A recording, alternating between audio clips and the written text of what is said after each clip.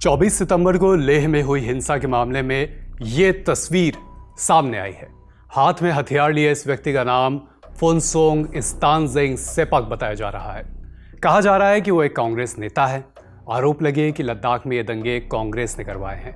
आरोप लगाए किसने? भारतीय जनता पार्टी के तमाम नेताओं ने। बीजेपी आईटी सेल के मुखिया अमित मालवीय ने एक्स पर लद्दाख प्रोटेस्ट के कुछ वीडियोस और तस्वीरें पोस्ट की। साथ में आरोप कि उसमें भीड़ को भड़काते नजर आ रहा शख्स फुनसोंग स्तानजेंग सेपक है, जो कि अपर लेह वार्ड में कांग्रेस काउंसलर है। आरोप लगे कि इस शख्स ने दंगा भड़काया जिसमें बीजेपी दफ्तर और हिल काउंसिल को टारगेट किया गया। 24 सितंबर की शाम बीजेपी नेता और लोकसभा सांसद संबित पात्रा ने एक प्रेस कॉन्फ्रेंस की। पीसी में उन्होंने एक तस्वीर दिखाई, साथ में दावा कि उसमें नेता प्रतिपक्ष और कांग्रेस लीडर राहुल गांधी के साथ नजर आने वाला शख्स सेपक है। उन्होंने आरोप लगाया कि कांग्रेस पार्टी भारत को तोड़ने का काम कर रही है। स्तानजेंग सेपांग राहुल गांधी जी के साथ है। यह जो तस्वीर है ये राहुल गांधी है। ये स्तानजेंग सेपांग हैं जो अपर ले वार्ड से काउंसलर हैं कांग्रेस पार्टी के, जिन्होंने आज प्रदर्शन को भड़काने का काम किया, उसे हिंसक बनाने का काम किया।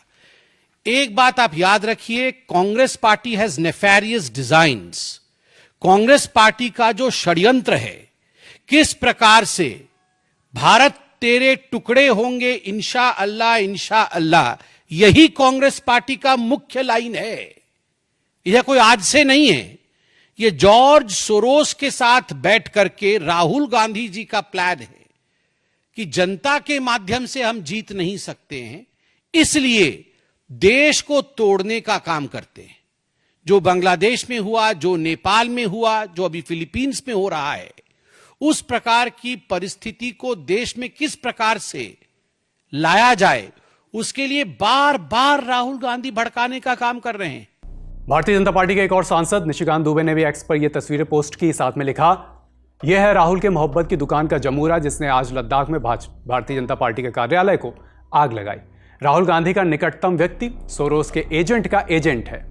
हालांकि ये सब बातें अभी आरोप की शक्ल में ही हैं, कुछ भी पुष्टि होनी अभी बाकी है। खबर लिखने तक कांग्रेस पार्टी की तरफ से भी इन आरोपों पर कोई प्रतिक्रिया, कोई जवाब अभी सामने नहीं आया है। वहीं एक्टिविस्ट सोनम वांगचुक, जो लद्दाख को पूर्ण राज्य का दर्जा देने की मांग कर रहे हैं, इसको लेकर भूख हड़ताल कर रहे थे। उन्होंने प्रोटेस्ट के बाद अनशन तोड़ा। कहा कि यह लद्दाख के लिए दुख का दिन है।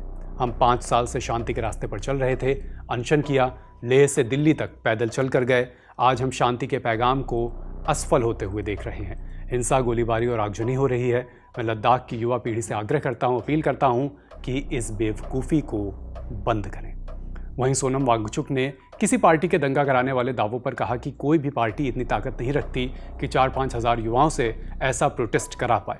यह सिर्फ युवाओं की भड़ास थी जो आज निकल कर सामने आई। भड़ास ही था। कुछ लोग ये सोच रहे थे कि ये किसी पार्टी का किया कराया है, तो कोई पार्टी लद्दाख में ऐसा इतना वो नहीं रखता है ताकत या शक्ति की इतने 4-5 हज़ार युवाओं को ऐसे निकाल पाए। तो ये सिर्फ युवाओं का एक भड़ास था जो आज निकल के आया।